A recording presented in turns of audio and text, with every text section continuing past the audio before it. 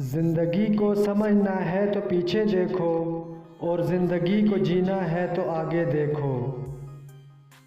نا امید انسان ہر اچھا موقع گنوا دیتا ہے، مگر پر امید انسان پریشانی میں بھی موقع تلاش کر لیتا ہے۔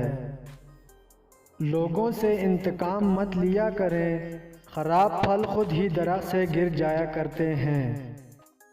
پتہ ہے انسان غم کی گرفت سے کبھی بھی نہیں نکل پاتا، یہ چھوٹی چھوٹی خوشیاں تو بہت محض تھکان اتارنے کا وقفہ ہوتی ہیں۔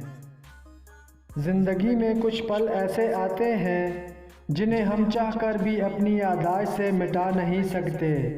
مجھے اختلاف ہے ان لوگوں سے جو کہتے ہیں وقت ہر زخم کو بھر دیتا ہے۔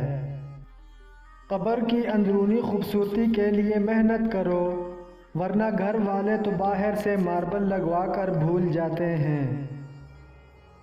مایوسی ایک دلدل ہے، آپ اس میں پہلا قدم رکھتے ہیں، دوسرا قدم آپ کو نہیں رکھنا پڑتا، کیونکہ دلدل کو ہمیشہ پہلے قدم کا ہی انتظار ہوتا ہے۔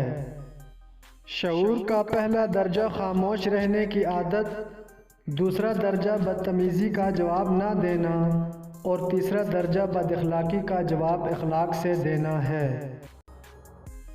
صبر، درگزر اور معاف کر دینا خیر کے خزانوں میں سے ایک خزانہ ہے جسے اللہ پاک صرف اپنے مقرب اور بہترین بندوں کو عطا کرتا ہے۔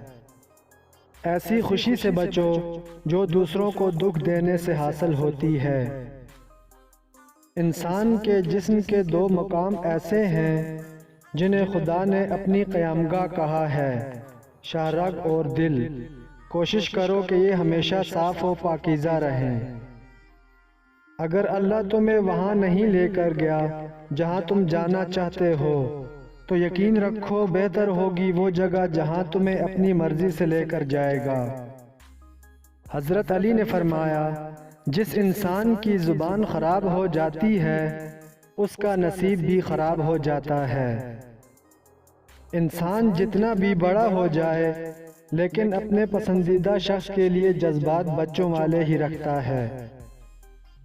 غلطیاں بھی ہوں گی اور غلط بھی سمجھا جائے گا، یہ زندگی ہے، یہاں تعریفیں بھی ہوں گی اور ذلیل بھی کیا جائے گا۔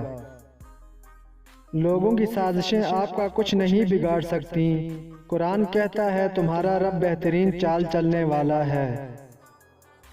زندگی ایک آئینہ ہے، آپ اسے بیزار ہو کر دیکھ لیں گے تو بیزار ہو جائیں گے، مسکراتے ہوئے دیکھیں گے تو مسکراتے چلے جائیں گے۔